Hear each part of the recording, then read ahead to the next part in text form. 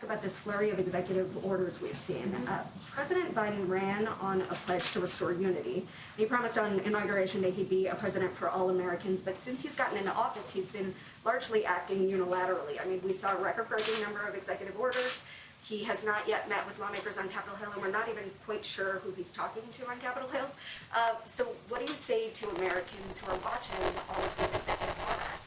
And does the White House think that this is the best way to make policy, considering an opposing president could come back in 4 years from now and erase all the work he's done with the stroke of a pen? Well, there's a lot to unpack there, so let me try my best. First, the president put forward a large and bold COVID relief package, $1.9 trillion, that is meant to address the challenges the American people are facing and the dual crises that that the country is facing, from the pandemic to an economic recession as a result.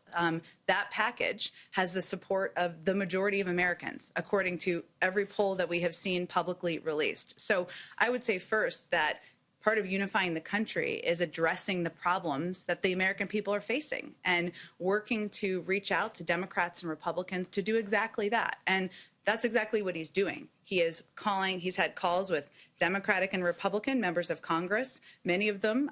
He's doing more calls today, but he's doing calls regularly throughout the week and has done them back to when he was inaugurated and even before then. But he's also calling Democratic and Republican mayors and governors to talk to them about what their needs are on the ground. So his objective as president is to deliver on what he promised in his inaugural address, govern for all of the American people by focusing on addressing the issues that people are facing that aren't just hitting blue states or red states, aren't just hitting Democrats or Republicans, but are crises that we are all facing. And I think the polls will tell you that people are responding to that. In terms of executive actions, he also ran with a commitment to take steps immediately to address the pain and suffering that the American people were feeling. And that includes overturning some of the detrimental, harmful, and at times immoral policies and actions of the prior administration. But he's the first to tell you, as he said many times publicly, he's not going to take executive action alone. That's why he's put forward a number of packages that he's actively working with members of both parties to move forward on.